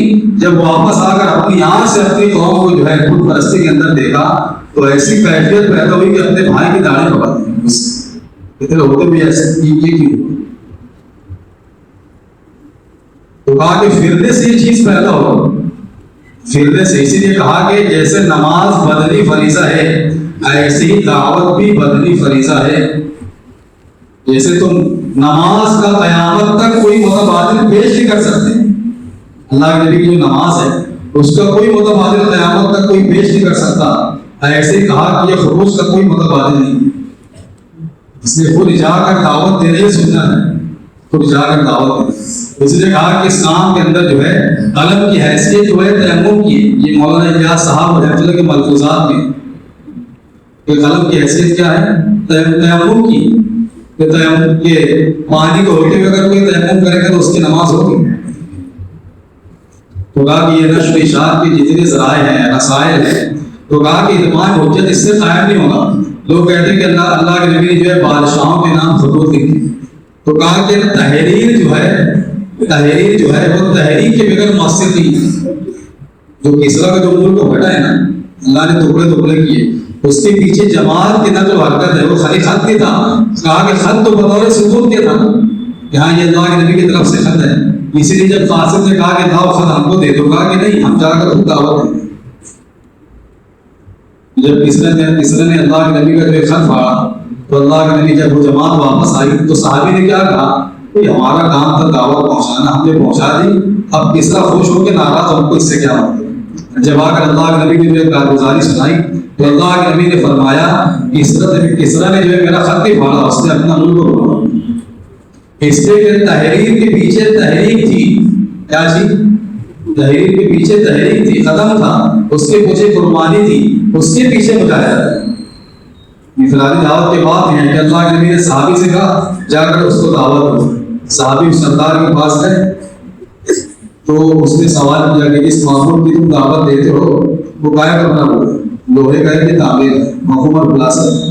सहाबी को बहुत गिरा गुजरा, वापस आए, अल्लाह के नबी ने कहा कि जाकर फिर दावत दो। फिर सहाबी ने जाकर दावत दी तो उसने वही पहला सवाल दोहराया कि इस मामूल की तुम दावत देते हो काय का बना। ये सहाबी फिर वापस आए, अल्लाह के नबी ने फिर भेजा कि फिर जाके दावत दो। तो अल्लाह ने जो है बिजली की खड़क भेजकर उसको हलाक कर दिया। इसलिए कहा कि दाई के मुजाहिदे के ऊपर अल्लाह ताला अपने नबी से फरमा रहे कि आप अपने आप को मशक्कत में डालिए तो फिर आपकी तरक्की मुअस्सिर होगी। इसलिए बाद में जो असर पैदा होते हैं ना वो कुर्बानी के असरात होते हैं। इसलिए कहा कि आज ज़हनी तकलीफ ज्यादा हो रही, मुताला कर करके जो बयान हो, किताबें पढ़कर नई बातें, तो कहा कि ये ज़हनी तकलीफ है। इसलिए कहा कि एक दिमाग का इल्म है, एक दिल का इल्म है। गुनाहों के बावजूद हजरत ने कहा अगर पूरी किताब याद हो जाए, आदमी गुनाह के अंदर मुब्तला है, गुनाहों के साथ साथ पूरी किताब याद हो जाए, तो कहा कि ये दिमाग का इल्म है, दिल का इल्म नहीं। इस हदीस के मफ़हूम में कि इल्म दो तरीके का है, एक वो इल्म है जो ज़बान के ऊपर और एक वो इल्म है जो दिल में उतर जाए। तो कहा कि वही इल्म नाफ़े है, और जो ज़बान के ऊपर है ये इब्न आदम के खिलाफ हुज्जत है, कल क़यामत के दिन ये इल्म उसके खिलाफ हुज्जत बन जाए। ये जानने के बावजूद अमल क्यों नहीं किया? इसलिए कहा कि इल्म का ताल्लुक है वो तक़वे से है, ऐसे और कहा कि तक़वे के अंदर सबसे पहली चीज जो है अपनी ग़िज़ा को पाकीज़ा करना। अल्लाह ने सारे नबियों को फरमाया या अय्युहा रसूल कुलू मिनत तय्यिबाति वअमलू सालिहान, अपने रिज़्क़ को क्या करो, पाकीज़ा करो। सहाबी ने सवाल किया मुस्तजाब दुआ करना चाहता हूँ, तो क्या फरमाया अल्लाह के नबी, अपनी रोज़ी को हलाल कर लो, मुस्तजाब दुआ कर। इसलिए कहा कि इससे भी अपने आप को बचाएं। हज़रत ने फरमाया कि इस काम में सबसे ज्यादा जो परवास होती है वो इस्तिग़ना से होती है। कैसे होती है? लोगों की जान माल से बिल्कुल बेपरवाह हो, लोगों के माल से।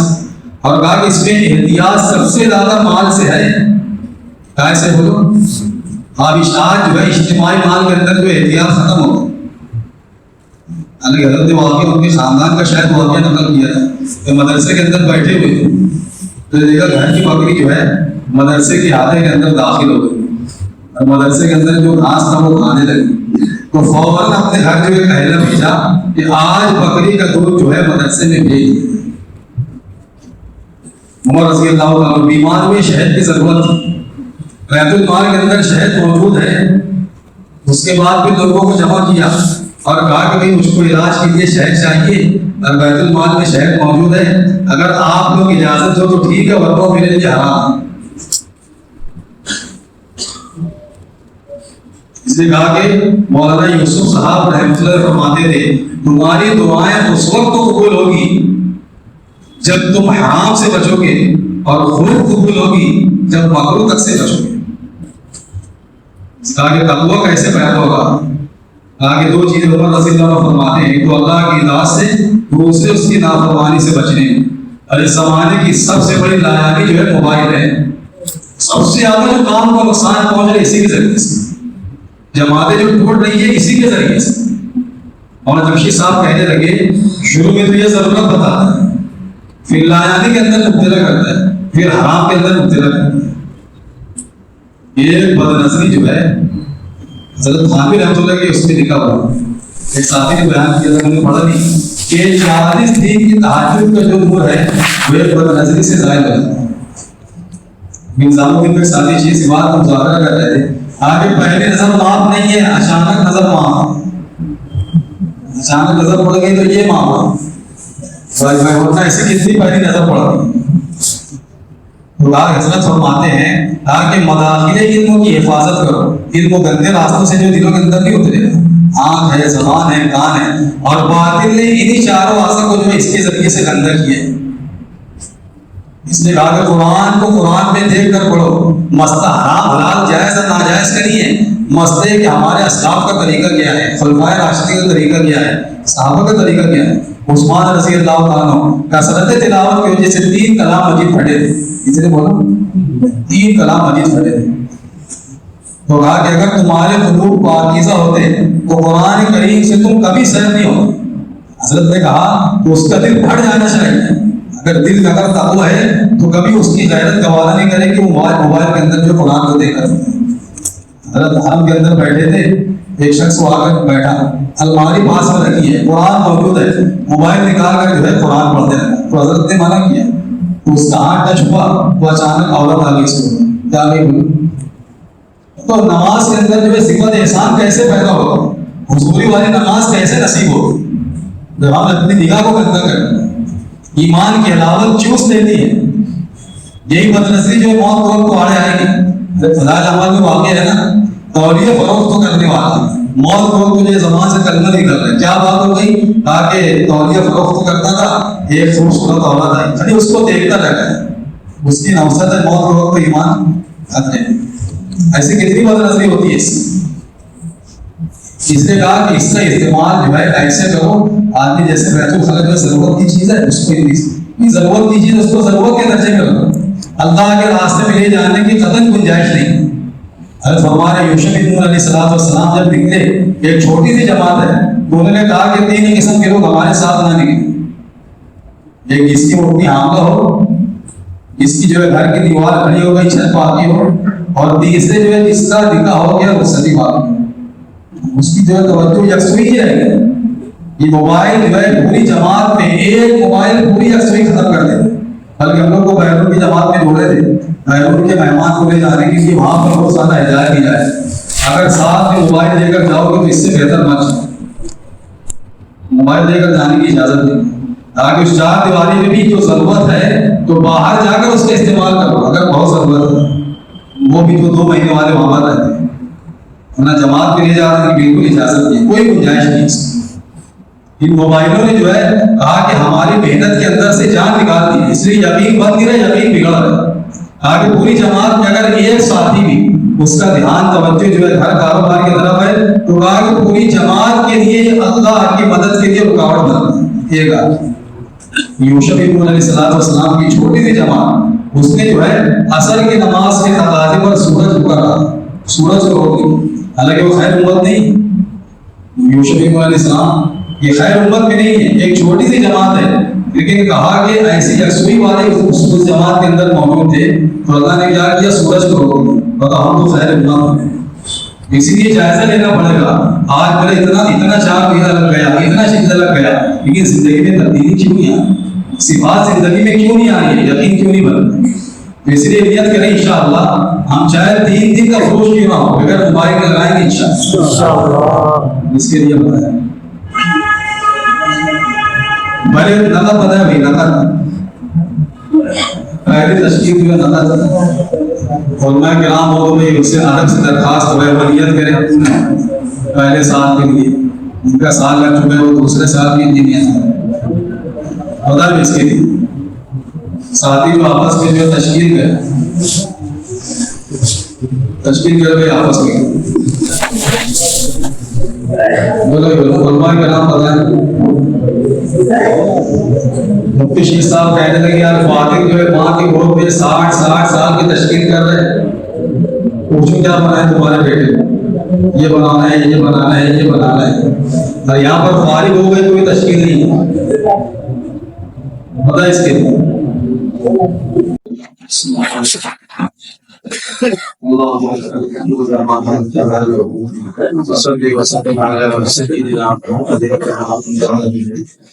وافعل بنا ما انت اهله فانك اهل التقوى والعافيه. ربنا اتنا في الدنيا حسنه وفي الاخره حسنه وقنا عذاب النار. اللهم احسن عاقبتنا في الامور كلها واجرنا من خزي الدنيا وعذاب الاخره. يا مصرف القلوب صرف قلوبنا على طاعتك. يا مقلب القلوب ثبت قلوبنا على دينك.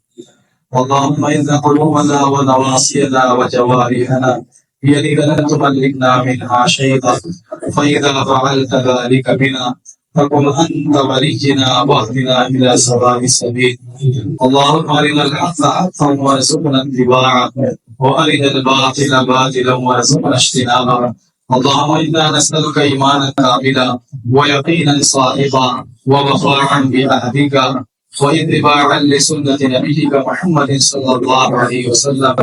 اللهم إنا نسألك تمام البشر وتمام الصلاة وتمام رضوانك وتمام مغفرتك. اللهم إنا نعوذ بك من علم لا ينفع ومن قلب لا يخشع ومن نفس لا تشبع ومن نفس لا تشبع ومن دعوة لا يستجاب لها. اللهم ألف بين قلوبنا، اللهم ألف بين قلوبنا وأصلح ذات بيننا واهدنا سبل السلام ونجنا من الظلمات إلى النور وجنبنا الفواحش ما ظهر منها وما بطن وبارك لنا في أسماعنا وأبصارنا وأزواجنا وذرياتنا وتب علينا إنك أنت التواب الرحيم. ربنا هب لنا من أزواجنا وذرياتنا قرة أعين واجعلنا للمتقين إماما. ربنا لا تزغ قلوبنا بعد إذ هديتنا وهب لنا من لدنك رحمة إنك أنت الوهاب. اللهم إنا نعوذ بك من الشر كله عاجله وآجله ما علمنا منه وما لم نعلم. اللهم إنا نعوذ بك من النار وما قرب إليها من قول أو عمل. اللهم إنا نعوذ بك من شر ما استعاذك منه عبادك الصالحون. اللهم إنا نسألك من خير ما سألك منه نبيك وحبيبك محمد صلى الله عليه وسلم، ونعوذ بك من شر ما استعاذك منه نبيك وحبيبك محمد صلى الله عليه وسلم، وأنت المستعان وعليك البلاغ ولا حول ولا قوة إلا بالله. سبحان ربك رب العزة عما يصفون وسلام على المرسلين والحمد لله.